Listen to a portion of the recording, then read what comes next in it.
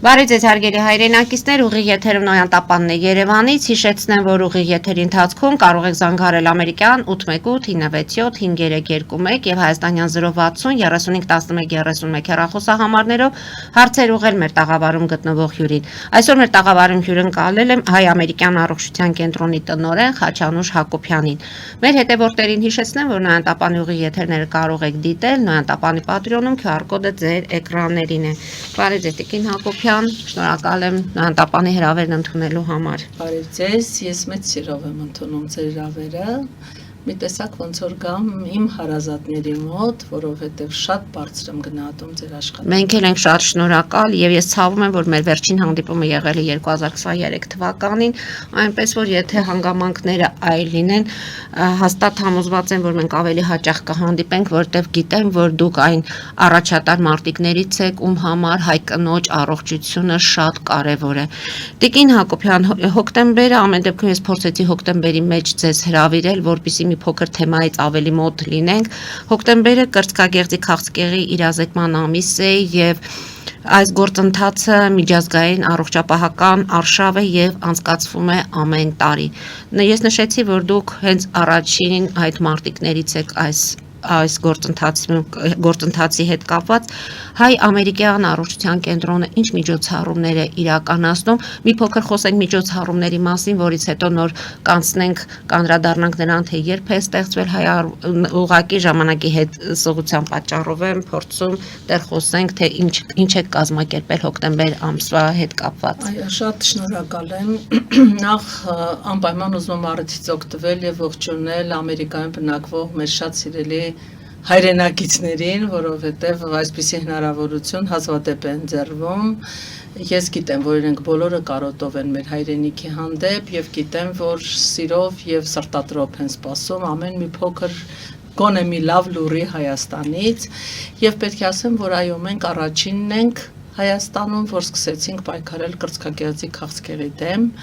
չիմանալով այս մասին, չպատկերացնելով, թե ինչ է իրենից ներկայացնում հետազոտության այս տեսակը, բայց համարյա թե 30 տարի առաջ մենք սկսեցինք կռվել այս նենք հիվանդության դեմ։ Հիմա բնականաբար մենք ունենք մեր տրադիցիոն ամենամյա զեղչերը, տարեկան 2 անգամ մենք ունենում ենք մեր զեղչերը մարտ ամսին, կանանց միամսյակին նվիրված եւ բնականաբար հոկտեմբերին, որը ամբողջ աշխարհով հայտարարվում է կրծքագեղձի քաղցկեղի դեմ պայքարի ամիս եւ անկախ նրանից ինչ կազմակերպություն է, ինչ աշխատանք է, ինչ է կազմակերպվում տվյալ հիմնարկում, բոլորը միահամուռ ձևով ամբողջ աշխարհով մեկ պայքարում են կրծքագեղձի քաղցկեղի դեմ, որը ցավոք կանանց մահացածության աղյուսակում շարունակում է գրավել առաջին տեղը։ Տիկին Հակոբյան, այս տարվա կարգախոսն է կարծես թե յուրաքանչյուր պատմություն եզակի է, յուրաքանչյուր անցած ճանապարհ կարևոր։ Ձեզ համար կա ձեր այս գործունեության ընթացքում մի դեպք, որ հիշում եք միջև հիմա կամ ձեզ մոտ տպավորվել է կամ այդ դեպքից հետո ինչ-որ մի բան փոխվել է, ուզել եք այլ բաներ ավելացնել կանանց օգնելու հարցում։ Ցավոք սրտի Մարի ջան, նման դեպքերը շատ են, որովհետև գրեթե ամեն օր մենք առնչվում ենք տարբեր տարիքային խմբին պատկանող կանանց խնդիրների, հիվանդությունների, ցավոք սրտի չարվորակ ընթացք ունեցող հիվանդությունների եւ բնականաբար այդ բոլորը մնում են սրտիդ մեջ, համենայն դեպս իմ, որ բժիշկ չեմ եւ շատ տպավորվող եւ ամեն այդ մի եզակի դեպքից հետո արդեն մի տեսակ քեզ համար եզրակացություն ես անում, թե ինչպես կազմակերպես աշխատանքդ, որպեսզի ավելի լավ ծառայես քո ժողովրդին, ավելի մեծ թվով մարդկանց ընդգրկես այս խնդրի մեջ, որովհետեւ մեր կանայք մնում են նույնը։ Ճիշտ է, հիմա շատ է փոխվել, սերունդը երիտասարդ շատ ավելի առաջադեմ, շատ ավելի գնահատող է դարձել սեփական առողջությունը, բայց ցավոք սրտի մենք մի տեսակ հայավարի ենք վերաբերվում խնդրին։ Ամեն անգամ երբ ես լսում եմ, դե լավ է, ավելի լավ է, չգամ բժշկի, քան իմանամ ինչ է ինձ սպասում, ես ուղղակի զարմանում եմ։ 21-րդ դարում մահանալ քաղցկեղից ուղղակի անթույլատրելի եմ համարում, որովհետև կան բոլոր հնարավորությունները հիվանդությունը կանխարգելելու, մեր լեզվով ասած դեմը առնելու եւ բնականաբար ընտանիքի հետ երկար մնալու այս հիվանդության ճիրաններից փախչելու եւ խուսափելու համար։ Տեսեք, դուք մասնագիտությամբ բժիշկ չեք։ Ես տնտեսագետ եմ։ Տնտեսագետ եք։ Նույնիսկ ձեր անցած ճանապարհը, ես հիշում եմ մեր հարցազրույցներից մեկի ժամանակ երբ դուք պատմեցիք, ամեն դեպքում ցանկություն կար բժիշկ լինելու, Ցանկություն չէ, մեծ ցանկություն։ Եվ ձեր հայրիկի որոշմամբ դուք տնտեսագիտական բաժինը պոլիտեխնիկի ավարտեցիք, բայց հոգով մնացիք որպես բժշկուհի։ Բայց այս 30 տարիների ընթացքում արդեն կարող եմ ես ձեզ այն հարցերը ուղղել, որը կուղեի իմ առջև նստած ուռուցքաբանի կամ չգիտեմ։ Շնորհակալ եմ։ Այնպես որ Տիկին Հակոբյան, քանի որ խոսեցինք ձեր պատմությունից մի փոքր ներկայացրեք, որովհետև մեր հեռուստադիտողները ցավոք մենք էլ ձեզ շատ ուշուշ ենք հրավիրում, այնպես որ գուցե մեզ առաջին անգամ լսողներ լինեն եւ հարցնեն թե ինչու է առողջության կենտրոնի տնօրենը տնտեսագետ, մի փոքր էլ քաղաքականացնեն, թե մեր առողջապահության նախարարն էլ իրավաբան է։ Այո։ Ասեմ ձեզ, որ պատմությունը իսկապես հետաքրքիր է, քանի որ մեր երկու հիմնադիրները, մեկը Ամերիկայի Միացյալ Նահանգներից, մյուսը Հայաստանից, իմ շատ սիրելի տիկին Ռիտա Ամպալյան եւ Հրանուշա Հակոբյան, միասին ժողովի ժամանակ Չինաստանում լսում էր Անուշը մամոգրաֆիա բառը, հետաքրքրվում է ինչ է դա, որովհետև 95 թվականին բնականաբար մենք չգիտեինք ինչ է մամոգրաֆիան, տիկին Ռիտան շատ զարմանում եւ իրեն հատուկ ձևով բարկանում, թե ինչպես կարող ես այս դարում չիմանալ մամոգրաֆիան ինչ է, եւ այս մի նախադասությունից ծնվում է գաղափար ստեղծելու Հայաստանում կրծքագեղձի քաղցկեղի կանխարգելման կենտրոն։ Բնականաբար շատ դժվար ճանապարհ են անցնում այս երկու համառները միասին, հաղթահարում են շատ մեծ դժվարություններ, մեծ մարտարավերներ, բայց վերջի վերջո իրենց հաջողվում է ստեղծել այս կենտրոնը, որը մի շատ փոքր հարկ էր, փոքր սենյակներով, մեկ հարկանի, եթե հիշում եք, սովետական շենքի առաջին հարկում, բայց բնականաբար ամերիկյան լուրջ տեխնիկայով, մասնագետներով, ովքեր գալիս են Հայաստան եւ ընտրում են բժիշկների, բերում են իրենց բոլոր տեսակի եւ գիտական, եւ փորձնական, եւ կոնկրետ գործիքային բոլոր հնարավորությունները եւ օգնում մեր հայ բժիշկներին, որոնք տաղանդավոր աղջիկներ էին ընտրվել եւ իրենք միասին իրենց դժվարությամբ մեծ ուժերներ դնելով կարողացան հասնել իրենց նպատակին եւ ստեղծել այս կենտրոնը, բայց ստեղծելը մի բան է, այլ խնդիր է, որ դու պետք է կարողանաս մարդուն համոզել, որ ինքը չունենալով ոչ մի խնդիր, չունենալով ոչ մի խնդրեմ գնա բժշկի։ Էն էլ հայ կնոջը շատ դժվար է սովետական մտածելակերպի, այո, 95-96 թվականների կնոջը համոզի, որ ինքը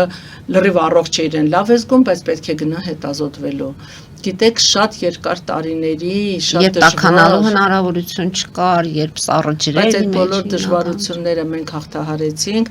Ես մի փոքր ուշ միացա այս խմբին, առանց պատկերացնելու ուր եմ գալու, առանց հասկանալու խնդիրը, ես ընդհանրապես չէի հասկանում բնականաբար, որովհետև ես սովետական թվի 36 տարեկան երեխա եմ, ընդամենը երեխա ենք այն ժամանակ մենք։ Եվ տիկին Ռիտաս կարողացավ ինձ համոզել եւ ինչ որտեղ նաեւ ստիպել, որ ես գամ այս կենտրոնին իրենց ծրագրին միանալու, իմ ուժերը ներդնելու։ Ես էլ բնականաբար բոլորովին ցանկություն չունեի, որովհետեւ աշխատում էի ՄԱԿ-ի գրասենյակում, իսկ այն տարիներին նման աշխատանք ունենալը բացառիկ երևույթ էր։ Ինչից եք վախենում, աշխատանքը կորցնելուց թե պատասխանատվությունից։ Ես վախենում էի, որովհետեւ չգիտեի ինչպես պետք է աշխատեմ տնօրեն։ Ճիշտ է, փոքր աշխատակազմ էր, ընդամենը 22-23 հոգի, բայց բոլոր դեպքերում դու պատասխանատվությունս քո վրա վերցնում, իսկ ես ինքս իծն է երևի ունեմ մեծ աշխատասիրություն, այդ մի բանը ունեմ լավ իմ բնավորության մեջ, որ կարող եմ վստահասել, մենակ դրանով կարող եմ գլուխ գովել եւ չեմ կարող մի գործը անել ուղակի հենց այնպես անելու համար։ Դա իմանալով ես մտածում եմ, որ ուղակի չեմ կարող աշխատել բժիշկների եւ այսքան լուրջ ու պատասխանատու բնակավարում, բայց տիկին Ռիտան ինձ շատ ստիպեց, ես իրեն շատ եմ սիրում, շատ։ Եվ Հրանուշն էլ կողքից պայքարում էր մեր երկուսի դեմ, որովհետև ինքը չէր ուզում, որ ես գամ այդ կենտրոն, որպեսզի չստացվի, որ քրոջը բերել ու տեղավորել է այդտեղ, ճիշտ ասած դա ահագին ժամանակ տևեց իրենց պայքարը եւ իմ չուզելը, որտեվ ես վախեր ունեի, իսկապես վախեր։ Հետո այդ աշխատանքը, որ ունեի ՄԱԿ-ում, շատ լավ արձատրվող էր, ինձ էլ հանգիստ էր շատ։ Բայց եկավ, ստացվեց այդպես, որ եկավ, սկզբից բնականաբար շատ դժվար էր, բայց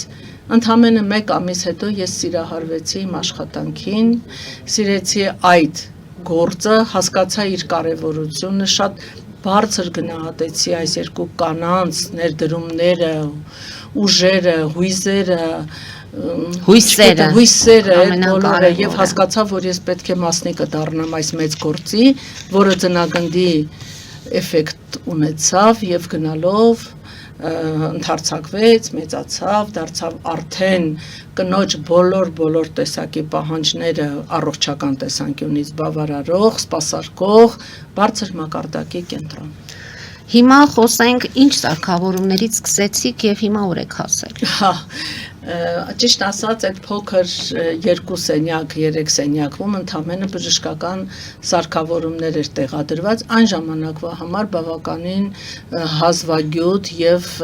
թանկարժեք սարքավորումներ, դրանք մամոգրաֆներ էին, որոնք Տիկին Ռիտան Ամերիկայում կարողացել էր ձեռք բերել եւ հասցնել Հայաստան։ Ամեն մեկը մի տոննա է այդ սարքերից, բայց ինքը կարողացել էր դա անել։ Բնականաբար իր մեջքին, թևին, թիկունքին միշտ կանգնած էր իր ամուսինը, երջանկահիշատակ Վարդգեզը Պալյան, ով ծանրակշիռ, շատ ճաշակավոր, շատ խելացի եւ շատ բարձր մակարդակի ճարտարապետ էր եւ ում մտահղացում նա այս գեղեցիկ շենքը, որ հիմա խոյանում է Հերացու փողոցի վրա, ամեն անգամ երբ որ ես մտնում եմ այդ շենք, ինձանից անկախ ասում եմ, վայ պարոն Պալյան ջան, Աստվածողը թեթևանի քո վրա, որովհետեւ նման կառույց ինքը ստեղծեց, ինքը ստիպեց, որ դա դառնա ամերիկյան չափանիշներով կառուցված շենք, որտեղ հազարավոր կանանց ճակատագիր է որոշվում, եւ այդ երկու մամոգրաֆներն էր, մեկ է մի հատ գինեկոլոգի սենյակ, այդքան բան, որովհետեւ պապտեստի հիմնադրումը եւս կատարվեց մեր կենտրոնում,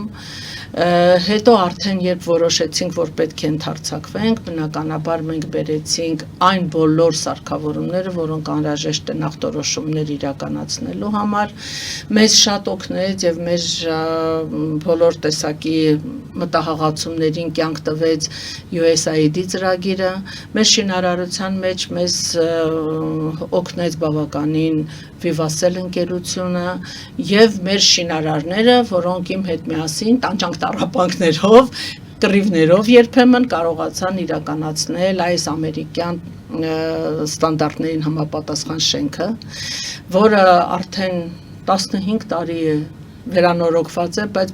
տպավորությունը թե 3 են վերանորոգել։ Ընդ որում շատ տաք է նաև։ Եվ տաք է, եւ հով, եւ թե պետք է, որովհետեւ մենք մեր աշխատակազմը անընդհատ թարմացնում, խնամում, խնայում է մեր ունեցածը, որպեսզի մարդը ով մտնում է այս կենտրոն չզգա, որ հիվանդանոց է եկել։ Հիմա արդեն մենք ունենք եւ մագնիտառեզոնանսային տոմոգրաֆ, եւ կոմպյուտերային տոմոգրաֆ, եւ ռենտգեն սարքավորում թվայնացված։ Դարձյալ առաջինը Հայաստանում մենք ենք հիմնադրել դենսիտոմետրիկ սարքը, որը բերվեց Ամերիկայից դարձյալ Տիկին Ռիտայի ուժերով, որը օստեոպարոզ հիվանդությունն է կարողանում կանխարգելել եւ կանխատեսել։ Ունենք նյարդաբանական բաժին, գաստրոենտերոլոգիական բաժին, ունենք կոլոնոսկոպիա, գաստրոսկոպիայի բաժին, ատամնաբուժարան, ունենք ռեֆլեքսոթերապիա, ասեղնաբուժություն, ունենք լաբորատորիաներ, շատ բան ունենք։ Արդեն լաբորատորիաները ձեզ մոտ, այսինքն գալիս են եւ որտեղ այն ժամանակ ինչ որտեղ համատեղ ես պետք է ասեմ ձեզ, որ մենք հիմա էլ համագործակցում ենք Էկոսենս կազմակերպության հետ, ում արյան լաբորատորիան է դրված մեր կենտրոնում, բայց լաբորատորիաներ ասելով ես նկատի ունեմ բջջաբանական եւ հյուսվածաբանական լաբորատորիաները, որոնք մենք հիմնադրել ենք մեր վիրահատարանների հետ զուգահեռ։ Հիմա մենք ունենք 3 վիրահատարան եւ որտեղ կատարվում են եւ շատ པարզ եւ շատ բարդ վիրահատություններ եւ որտեղ մարդիկ լրիվ ապակինված ձերբազատված այս նենք հիվանդությունից տուն են գնում։ Տիկին Հակոբյան, վիրահատությունների հետ կապված դուք իմանում եք, քանի վիրահատություն ունեք կամ ամենածանր վիրահատությունը որն է լինել, Այո, մենք ինչպես է։ գիտենք, իհարկե, մեր մոտ հիմնականում պլանավորված վիրահատություններ են կատարվում, այսինքն ես 3 արդեն գիտեմ, այսօր քանի վիրահատություն ունենք, ինչ տիպի վիրահատություններ են կատարելու, մենք ունենք շատ լավ պրոկտոլոգիայի բաժանմունք, որը ղեկավարում է Մոսկվայից ժամանած մեր հայրենակցուհին, բայց շատ առաջադեմ եւ նոր մեթոդներով վիրահատություններ եւ բուժումներ է իրականացնում, այսինքն մեր վիրահատական այդ սպեկտրը մի փոքր ավելի լայնացել է եւ հիմա արդեն աշխատանքներ ենք տանում անոթային հիվանդություններ, վիրահատություններ եւ նաեւ ուրոլոգիական վիրահատություններ կատարելու ուղղությամբ։ Մտածում եմ, որ մենք պետք է անենք այնպես, որ մարդը ով մտավ մեր կենտրոն, ոչ մի բանի բացասական պատասխան չպետք է ստանա։ Եթե ինքը ունի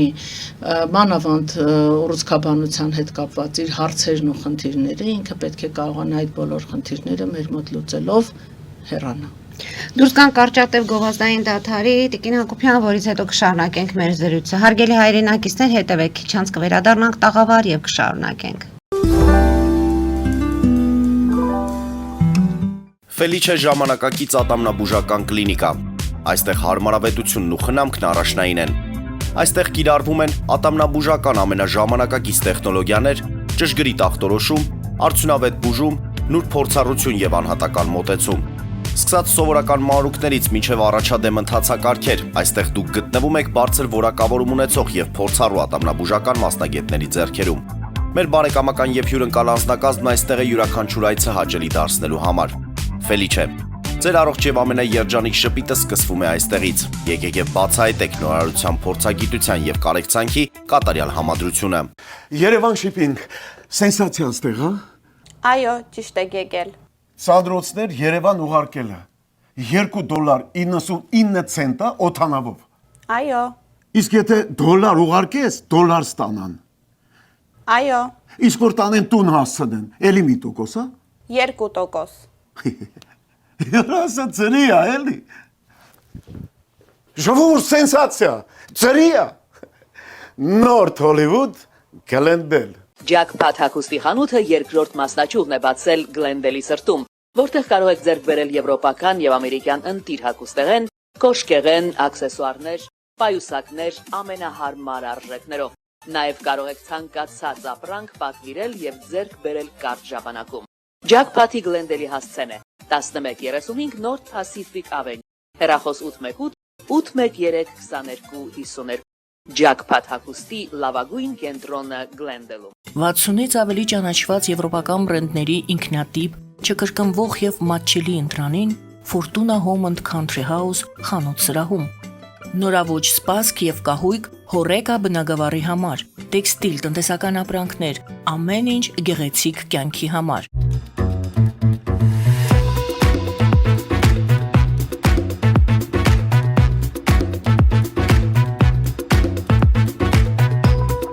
Արարատ ռեստորան, ընտանեկան եւ ընկերական ժամանցի լավագույն հասցե, սիրված արտիստներ, հյուրընկալ մթնոլորտ, հարուստ ճաշացան, անմահական խորտիկներ, Արարատ ռեստորան, հասցեն անփոփոխ, սիրով սպասում ենք ձեզ։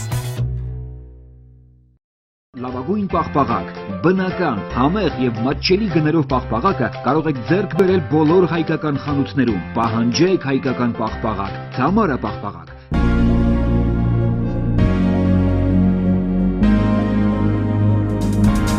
Տպագրեք ձեր գիրքը նոյան տպագրատանը, ինչպես նաև թերթեր, ամսագրեր, բուկլետներ եւ այլն։ Հասցեն քաղաք Երևան, Իսահակյան 28 առաջին հարկ։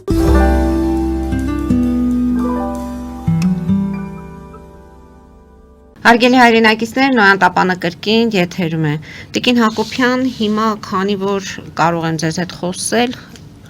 հարցերս հետևյալն է եւ ովքեր մեզ լսում են։ Մենք խոսում ենք հիվանդության կանխարգելման մասին, որն է ավելի դյուրին, կանխարգելելը թե բուժելը, որն է ավելի ծախսատար, մեկը թե մյուսը։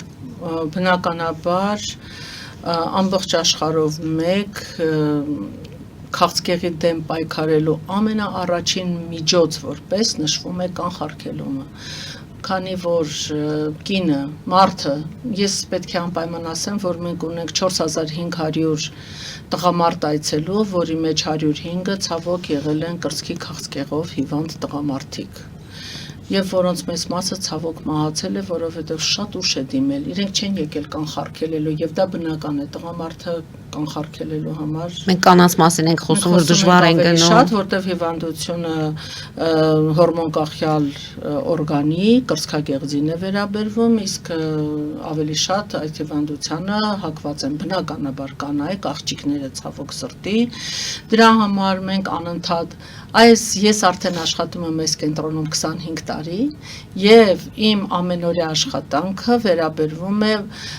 այն մտքին, որ կանայք պետք է առողջ ժամանակ, առանց գանգատի եւ առանց խնդրի, առանց ցավի գնան բժշկի տարեկան մեկ անգամ, նշեն այդ օրը, հիշեն այդ օրը եւ անպայման դիմեն բժշկի, որպեսզի բժիշկը կարողանա օգնել իրեն ձերբազատվելու այս հիվանդությունից։ Մանավանդ հիմա գիտեք, փառք Աստծո, բժշկագիտությունը այնքան է զարգացել, որ կարող է քաղցկեղը հեռացնել անգամ առանց վիրահատության բիոպսիոն ասեղի միջոցով, եթե այն հայտնաբերվում է շատ վաղ этаպում։ Դրա համար կինը պետք է անպայման նշի իր համար օր, գնա բժշկի, չունենալով ոչ մի խնդիր եւ եթե բժիշկը Աստված մի արածցե, իհարկե չեմ ցանկանա որևէ մեկին նման բան, բայց եթե նույնիսկ հայտնաբերում է քաղցկեղը վաղ փուլում, ուրեմն իմացեք, որ կինը կարող է առողջանալ ամբողջովին, առանց քիմիոթերապիայի, առանց դեղորայքի, առանց ճառագայթի բնականաբար եւ եթե բավականաչափ շուտ է նաեւ առանց վիրահատության բիոպսիայի միջոցով։ Իսկ եթե կան խնդիրներ, իսկ մենք արդեն համարյա 17000 նման կին ունենք, ովքեր եկել են առանց խնդրի, եկել են ուղղակի հետազոտվելու համար, լսելով, անսալով մեր խնդրանքներին, որ պետք է ուղղակի գնալ բժշկի եւ ուղղակի անցնել մեկ տեստ, դա կրծքագեղձի քաղցկեղի կանխարգելման տեստն է։ Եվ բնականաբար մենք բոլորս ենք գիտակցում եւ հասկանում, թե ինչքան կարեւոր է վահանաձև գեղձի վիճակը եւ ինչքան կարեւոր են գինեկոլոգիական հետազոտությունները։ Այս 3 հետազոտությունը անցնում ենք, գնում ենք հանգիստ ապրելու։ Եթե խնդիր կա, ուրեմն մենք հասկանում ենք, որ այս խնդիրը շատ արագ կարող է վերացվել, եթե գալիս ենք ժամանակին։ Իսկ մեր հայերը ցավոք սրտի նախկինում շատ էին իրենք։ Հիմա արդեն բավականաչափ շատ ավելի գիտակից եւ շատ ավելի գրագետ ձևով են վերաբերվում խնդրին, գալիս են ժամանակին, գալիս են ուղղակի հետազոտվելու։ Մեծ ուրախությամբ պետք է ասեմ, որ մեզ դիմող այցելուների մոտ 50%-ն արդեն գալիս է կանխարգելման նպատակով, գիտակցելով, հասկանալով եւ շատ հաճախ ենք մենք լսում, որ իրենք լսել են հեռուստացույցով մեր հաղորդումները, տեսել են մեր կենտրոնի մասին ինչ որ ռեպորտաժներ եւ ընդհանրապես Եվ Վարդագույն ժապավենը, վերջի մեր Վարդագույն ժապավենը, ընդ որում այս տարի կառավարությունը սպիտակ ժապավեններով այդ օրը հոկտեմբերի 16-ին կառավարության նիստի ժամանակ դուրս եկան եւ կարծես թե դա էլ էր եւ երևի թե, բայց պետք է ասեմ, որ կրծքագեղձի քաղցկեղի ժապավենը վարդագույնն է, դա տրադիցիոն, բայց կարևոր չի, կարևորը որ այդ ժապավենը կար եւ դա շատ ազդում է մարդկանց գիտակցության վրա։ Մեր կենտրոնում հիմա զեղչերի ամիս է եւ ինչքան է զեղչը։ Զեղչը գումարային եք ուզում իմանալ։ Հիմա մեր կենտրոնում մամոգրաֆիան արժի 15000 դրամ։ 25000-ի փոխարեն 20։ Մենք երբեք մեր գինը չենք բարձրացրել եւ արդեն 15 տարի մենք աշխատում ենք նույն գնով։ Ճիշտ ասած չեմ էլ պատրաստվում բարձրացնել, որովհետև ես հասկանում եմ, որ մարդկանց համար ուղղակի հետազոտվելու համար, գիտեք, այդ գիտակցությունը, որ ինքը հենց այնպես պետք է գա գումարը տա հետազոտվի, միգուցե եւ խոչընդոտում է շատ եւ շատ կանանց։ Դրա համար մենք աշխատում ենք մեր գինը անփոփոխ թողնել եւ էլ չեմ ասում օրվա ընթացքում քանի մարդկանց օգնում ենք անվճար հետազոտվելու համար։ Իսկ կուզեիք այդ երազանքը ունեք, որ լինի անվճար։ Իհարկե ունեմ։ Հիմա պետք է ձեզ ասեմ, որ մեր կառավարության որոշմամբ մենք պիլոտային ծրագիր է սկսվել Հայաստանում սկրինինգային։ Անահիտ Ավանեսյանը այո հայտարարեց այդ մասին։ Խոսվել է արդեն եւ մենք բավականին երկար ժամանակ է միացել ենք այդ ծրագրին։ Օրական մոտ 8-10 հոգի գալիս է այդ սկրինինգային ծրագրով հետազոտվելու։ Եթե մենք իրենց մոտ հայտնաբերում ենք ինչ-որ լուրջ խնդիրներ, բնականաբար իրենց առաջարկում ենք շարունակություն, եւ դա շատ կարեւոր է, բայց ինչպես են ընտրվում այդ ծրագրի մասնակիցները, ծրագրի մասնակիցները առաջնային հողակում են ընտրվում, ելնելով իրենց սոցիալական վիճակից, ելնելով իրենց վճարունակ լինելու պայմաններից, իրենք ուղեգրում են մեզ, մենք էլ շատ բարեխիղճ կերպով կատարում ենք մեր աշխատանքը, ճիշտ ասած, ընդամենը 10 օր առաջ ես մեր կենտրոնը ձեռք է բերել նոր մամոգրաֆ միայն սկրինինգային ծրագիրը իրականացնելու համար, որպեսզի մեր կանայք, ովքեր օգտվում են այս ծրագրից, շատ ավելի ապահով պայմաններում լինեն։ Բնականաբար ես շատ ուրախ եմ եւ շատ մեծ սիրով եմ միացել այս շարժմանը մեր կառավարության նախաձեռնած, որովհետև գտնում եմ, որ ինչքան շատ թվով կանայք ներգրավվեն այս հետազոտությունների մեջ, այնքան մեր ազգը առողջ կլինի, որովհետև ընտանիքը առողջ է, երբ առողջ է մայրը։ Դրա համար մենք շատ ոգևորված ենք այս ծրագրով, էլ չեմ ասում, որ մեր կանայք հիմա արդեն օրական 250-ից 300 հոգի մարդ մենք սպասարկում ենք եւ այդ հետազոտությունների արդյունքում մեկ-մեկ էլ շատ տխրում ենք, որովհետև բավականին մեծ թվով քաղցկեղներ ենք հայտնաբերում։ Երբ մեր թռուցկաժողովների ժամանակ այդ թվերը բարձրաձայնում ենք, մի տեսակ սիրտը ճմլվում է, որովհետև ուրիշ խնդիր է, որ դու ամեն օր դա տեսնում ես, առնչվում ես, լսում ես եւ այլն, ուրիշ խնդիր, որ մեկ էլ շաբաթվա վերջում լսում ես, որ այս շաբաթ ենթադրենք 43 հոգի քաղցկեղ։ Ըստ տարբեր տվյալների Հայաստանում ամեն տարի հայտնաբերվում է 1400 նոր դեպք։ Այո, բայց ես պետք է ասեմ, մեր կենտրոնի տվյալներով ամեն 16-րդ, 15-րդ կինը ունի կրծքագեղձի քաղցկեղ եւ ցավոք սրտի բավականաչափ երիտասարդ աղջիկներ, որ բոլորովին չունեն իրենց գենետիկ պատմության մեջ կրծքագեղձի քաղցկեղով հիվանդ մարդ, իրենք երիտասարդ են, իրենք չունեն այն խնդիրները, որոնք ենթադրենք իմ սերունդի կանայք ունեին, բայց խնդրեմ։ Երիտասարդացել է շատ ավելի եւ սա երևույթին կապված է եւ նյարդային համակարգի, եւ ստրեսների, եւ օդի ախտոտվածության, ամեն ինչի հետ է կապված, բայց հիմնականում բժիշկները նշում են, որ շատ կարեւոր է մեր գենետիկան առաջնահերթ եւ իհարկե մեր ստրեսները, որովհետեւ դժվար կենցաղային պայմաններ եւ այլն, չթվարկեմ, այդ բոլորը բերում են մարդու, ես հետաքրքիր մի փաստ պետք է արձանագրեմ, մենք շատ հաճախ գնում էինք Արցախի Հանրապետություն, դուք ունենում եք արտագնահետազոտություններ, մենք հիմա էլ ունենք, արդեն 401 արտագնահետազոտություն ենք իրականացրել եւ անվճար հետազոտել մոտ 60,000 կնոջ եւ վահանաձև գեղձը եւ կրծքագեղձը 60,000 կին դա մեկ տարվա ընթացքում ոչ ես ընդհանրապես մեր այս գործընթացի ընթացքում մենք գնում ենք ամիսը 2-3 անգամ եւ ամեն անգամ հետազոտում 100-200 մաքսիմում չենք հասցնում այդքան շատ իսկ Արցախի Հանրապետություն երբ գնում ենք բնականաբար երկար ժամանակով ենք գնում ամեն հետազոտության վերջում արձանագրում ենք 400-ի մոտ կանանց հետազոտություն եւ պատկերացրեք, որ իրենց մեջ շատ փոքր տոկոս ամեն 10 կնոջից երևի թե մեկը կարող էր ունենալ այս կամ այն խնդիրը կամ ոչ հիմա այդ նույն արցախահայերին մենք հետազոտում ենք մեր երկրում իրենք գալիս են մեր կենտրոն ես պետք է ուրախությամբ ասեմ որ մեր հիմնադիրների շնորհիվ մենք իրենց հետազոտում ենք ամբողջովին անվճար եւ ցավոք սրտի 10 իմ նշած կանանց մեջ մոտ 4-5-ը ունի Դա արդեն պայմանավորված է եւ բլոկադաներ, եւ պատերազմը, եւ հայրենիքը, երբ ասում ենք ստրեսն է մեղավոր եւ այլն, մենք հենց այնպես դա չենք ասում։ Հիմա արդեն փաստացի մենք ունենք տվյալ, որ այս կանայք, ովքեր ունեցան այդ դժվարությունները, իհարկե մենք էլ իրենց հետ, բայց դե իրենք ավելի շատ։ Տնից տեղից զրկվեցին, զրկվեցին, շատ կորուստներ շատ ունեցան։ Բնականաբար այդ բոլորս գիտենք եւ շատ հաճախ դրա մասին խոսում ենք, արդեն էլ չենք էլ ուզում ասել, հիշել, որտեվ ամեն անգամ սրտի կսկիծ ու ցավ ես ունենում։ Չենք հիշում Տիկին Հակոբյան, բայց պետք է ես ինքս էլ տեղյակ եմ այդ ամեն ինչից, ասեմ, որ բավականին շատ հոգատար եւ ուշադրության կենտրոնում են իրենք, ոչ միայն ձեր կենտրոնում, նաեւ մնացած մեր բոլոր բուժ հաստատություններում։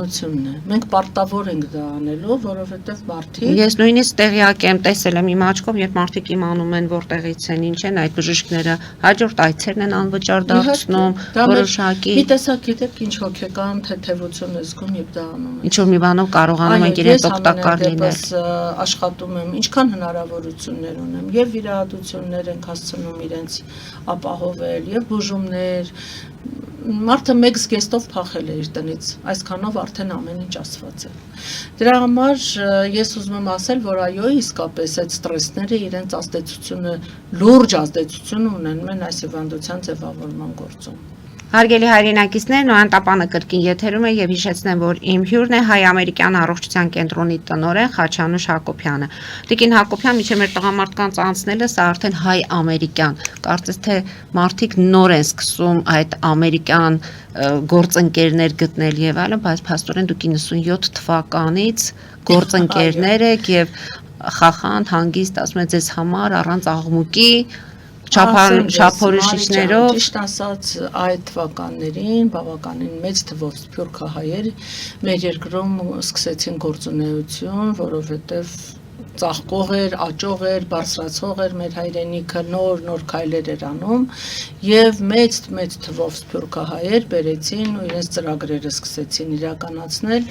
Ցավոք սրտի մեծ թվով ծրագրեր այդպես էլ մնացին անիրականանալի, դժվարությունների հանդիպելով, չգիտեմ ինչ պատճառներով, սակայն այս պարագայում մեր բոլորի բախտը բերեց եւ հանդիպեցին այնպիսի կանայք, ովքեր նպատակասլաց էին, Հրանուշին կարծում եմ մեր ժողովուրդը լավ գիտի, Տիկին Ռիտան էլ շատ ակտիվ մարդ, շատ պահանջկոտ, մեծ դժվարություններ ենք հաղթահարել մենք միասին, որովհետև Տիկին Ռիտան է սովորական կին չի ինքը։ Իսկ որտեղ էր պետությունը այդ ձեր դժվարությունների կողքին։ Պետությունը տվեց մեզ այդ առաջին հարկից հետո, երբ իրենք տեսան, որ մեր գործունեությունը բավականաչափ մարդասիրական է եւ շատ կարեւոր, եւ իհարկե հաշվի առնելով այն հանգամանքը, որ մենք օրվա ընթացքում մեծ թվով կանանց անվճար ենք հետազոտում, նվիրաբերեց ամբողջ շենքը։ Դա մեր սեքսապաթոլոգիայի շենքն էր, որտեղ կար մանկական գինեկոլոգիան, մեր իմ կողմից շատ սիրված երջանկահիշատակ Գյորգի Կիմիչներ եւ կար նաեւ սեքսապաթոլոգիայի բաժանում, կար նաեւ ֆիզիոթերապիա։ Այդ 4 հարկանի շենք էր ընդամենը դա, սովետական փոքր ցածր առաստաղներով, այդ ամբողջ շենքը պետությունը նվիրեց մեր կենտրոնին։ Եվ բնականաբար դե մենք չէինք կարող այդ հին շենքում աշխատել եւ սկսեց շինարարությունը, ինչպես արդեն նշեցի, պարոն Պալյանի մտահղացումներով շենքը բավականաչափ գեղեցիկ, հոյակերտ շենք դարձավ։ Կարծում եմ, որ դա շատ բավականին մեծ ներդրում է, որովհետեւ ունենալով շենքային պայմաններ, արդեն կարող ես ծավալել քո գործունեությունը, մտքերը իրականացնել, երազանքները դարձնել իրականություն։ Ստացվեց, հաջողվեց։ Մենք զանգ ունենք Տիկին Հակոբյան, ասենք մեր հեռուստադիտողին։ Լսում ենք ձեզ, դուք եթերում եք։ Բարև Տիկին Պետրոսյան, բարև Տիկին Հակոբյան, ողջունում ձեզ հեռավոր Գրենդելից։ Իդեպ ասեմ, որ մեր ընտանիքը, ձեր ընտանիքը հարգված է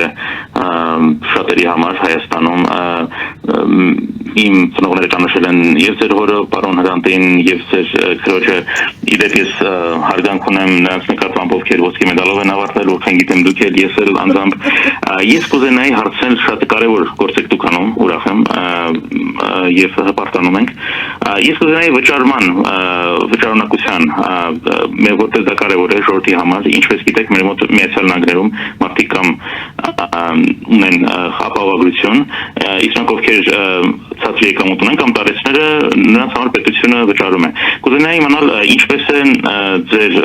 հիվանդները կարողանում վճարել, դուք ասացիք այդ պիլոտային ծրագիրը 8-ից 9 հոգին ինձ թվում է քիչ է, դուք ասացիք 15000 դրամ հասկանալի է, բայց շարունակվում է բուժումը, կան նաև այլ բնակավարներ, դուք նշեցիք այնտեղ կոլոնոսկոպիա եւ այլն, պետք է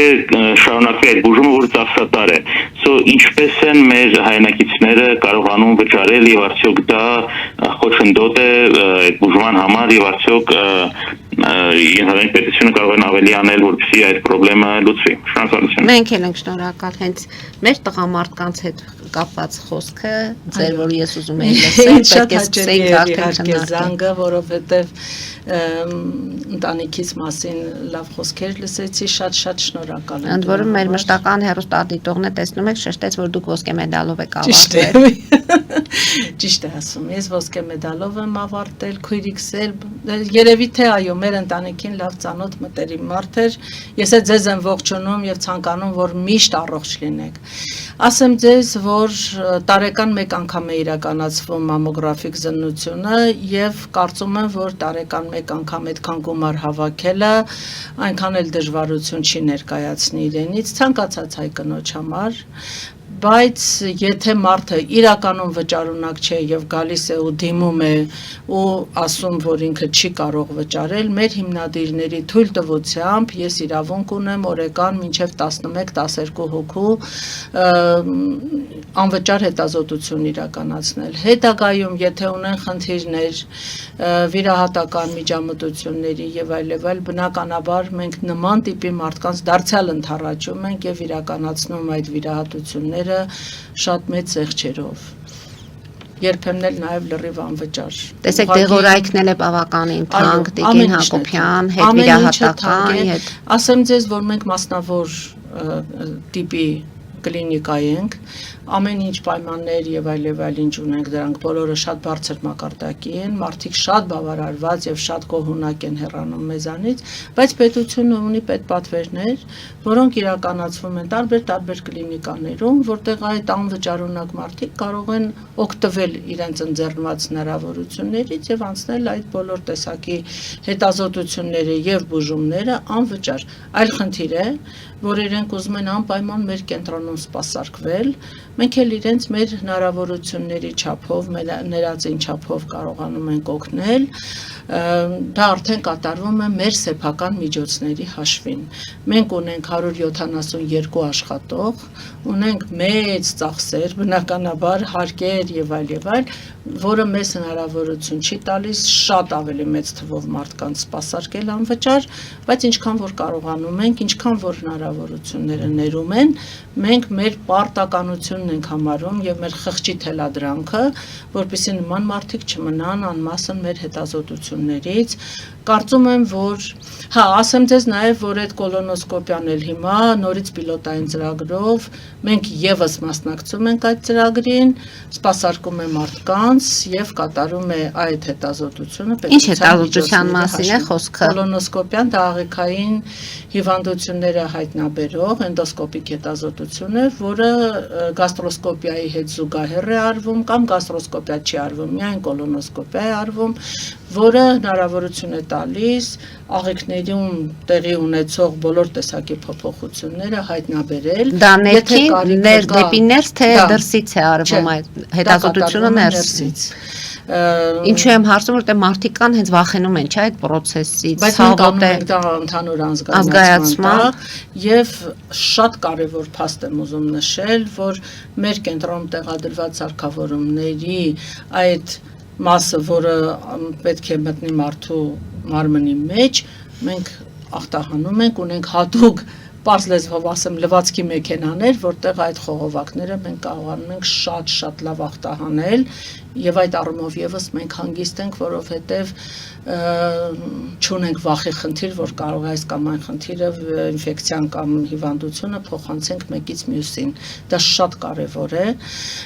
Եվ մեր պետությունը սա եւս հիմա այդ ծրագրի իրականացնում է եւ մենք կարողանում ենք որոշ թվով մարդկանց օգնել։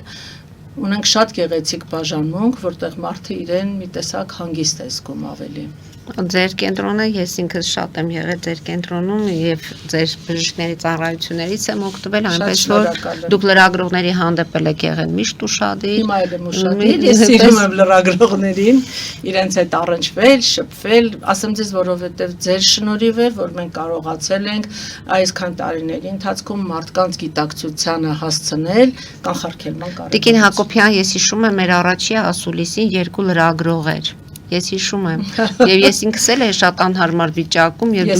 բայց երկրորդ ասուլիսին մեր ասուլիսի սրահը բավականին մեծ է, տեսախցիկները շատ, մենք նկարներ ունենք Հենրիկ Վարդենիքցու նկարները, կանանց նկարները եւ ամբողջ մամուլը հերոստանգերությունները լծվեցին եւ լուսաբանեցին ձեր կենտրոնը։ Այո, Մարի ջան, եթե այդպես չլիներ, մենք ամերիկյան շատ մեթոդներ ենք։ Այսինքն երկրորդ ասուլիս, այսինքն առաջինի ժամանակ հասկացան, որ երկրորդը արդեն կարևոր է։ Դե որովհետև առաջին ասուլիսին ոչ ոք չգիտեր։ Շատ խղճուկ վիճակ է, ես հիշում եմ։ Հիշում եմ։ Ոչինչ։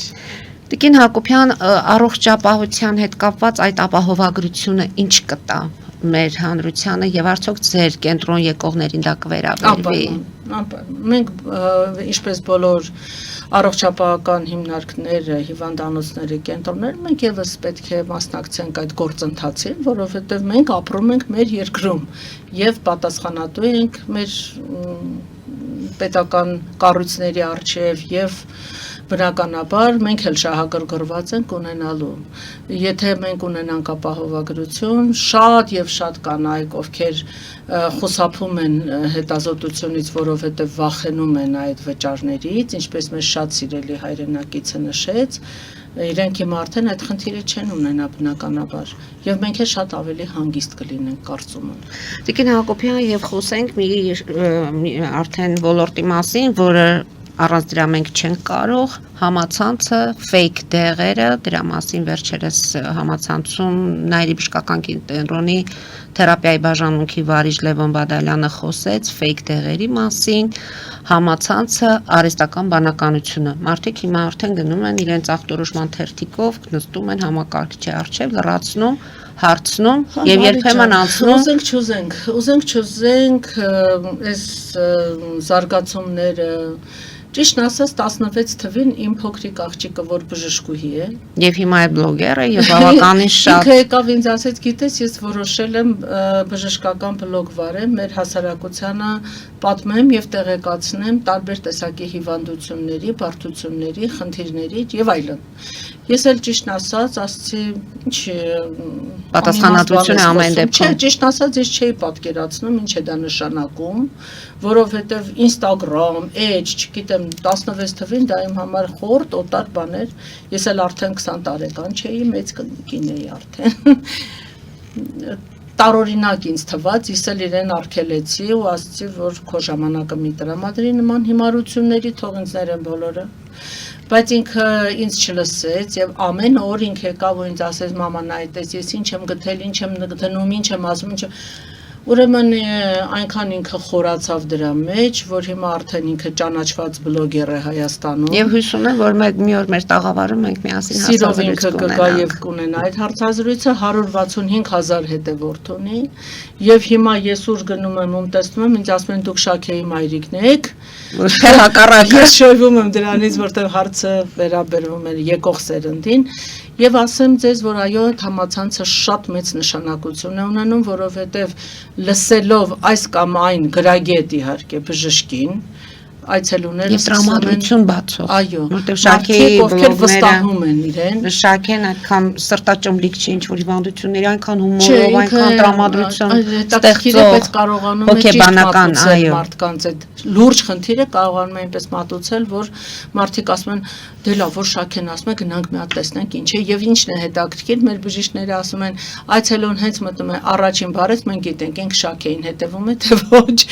եւ շատ կարեւորում իհարկե արհեստական բանականությունը, իսկ մեր սարքավորումների մեծ մասի վրա հիմա դրված է արհեստական բանականություն, որը շատ օգնում է մեր բժիշկներին, բայց ես պետք է ասեմ, որ մեր բժիշկները խմբով են աշխատում, թիմային աշխատանք են իրականացնում, քանի որ ռադիոլոգիան այնպիսի բնագավառ է, որտեղ մարդը հանգիստ կարող է բաց թողումներ ունենալ, եթե ինքը մենակ է,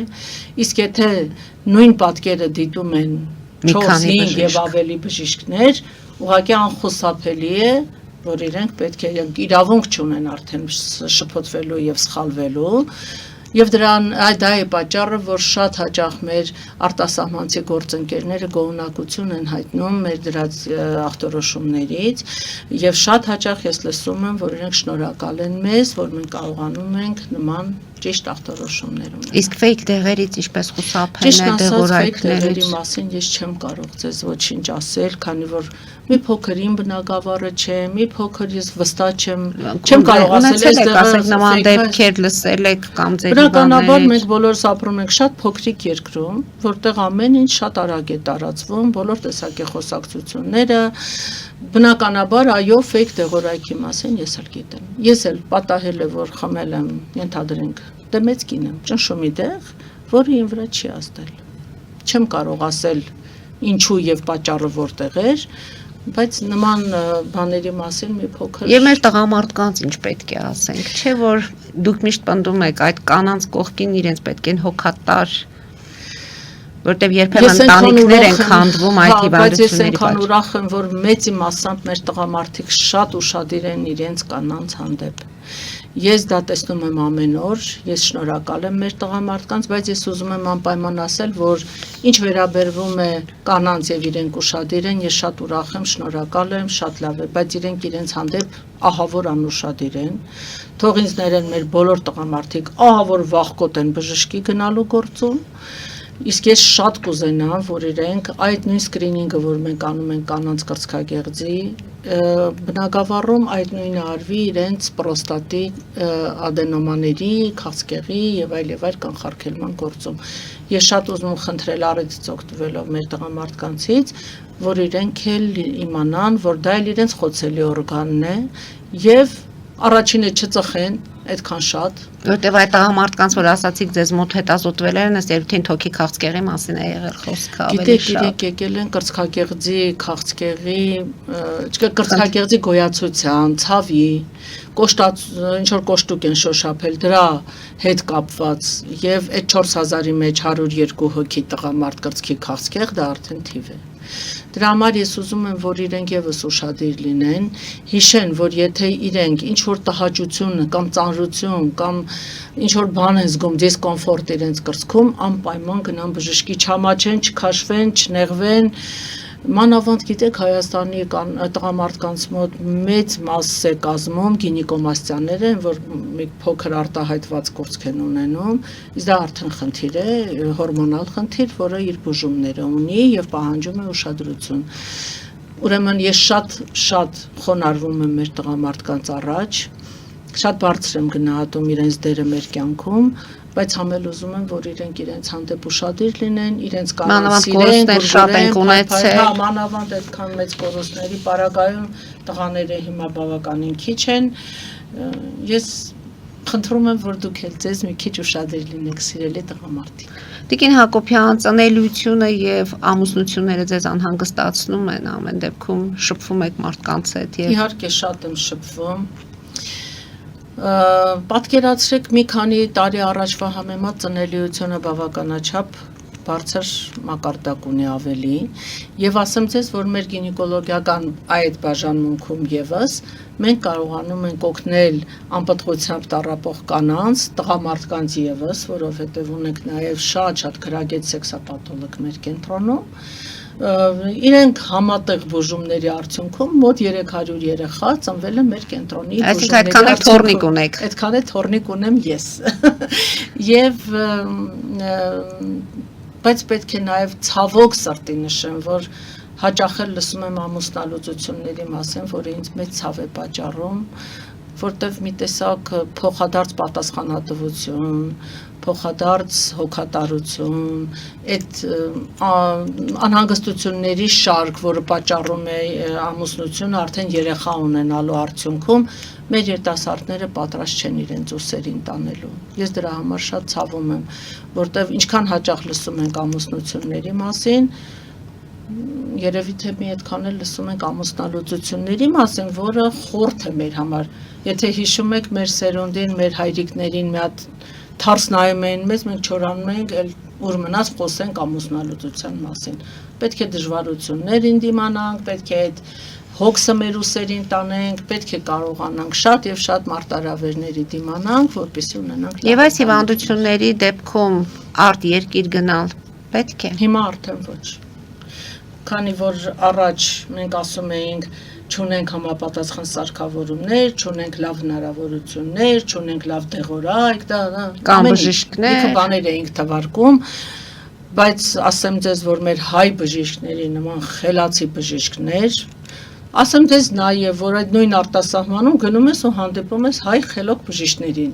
ու ասում ես, այս նույն հայ բժշկից ես էլ ունեմ իմ երկրում, անիմաստ է գնալ եւ վատնել շատ մեծ գումարներ միտեղ, որը իրականում անիմաստ է, որովհետև այնինչ կատարվում է արտասահմանյան երկրներում, այդ նույնը մենք բոլորը ունենք այստեղ։ Ասեմ ձեզ, որ մեր բժիշկները շատ հաճախ են մեկնում եվրոպական երկրներ, Ճապոնիա, Ամերիկա եւ այլն։ Իրենք վերադառնում են ու ասում են, գիտեք ինչ լավ էր, մենք այդ կոնֆերանսի ժամանակ տեսանք, որ իրենք անում են այն, ինչ մենք ենք անում, ոչ մի ավել բան։ Շնորհակալություն եմ հայտնում Տիկին Հակոբյան այսօրվա զրույցի համար, հնարավորություն եթե լիներ շատ զրուցենք, որտեղ ձեզ հետ կարելի է ցանկացած թեմայի շուրջ խոսել, զրուցել, որտեղ ամեն դեպքում կյանքի փորձը, գիտելիքները ձեզ մարդ որ տեսակը հնարավորություն է տալիս շփվելու։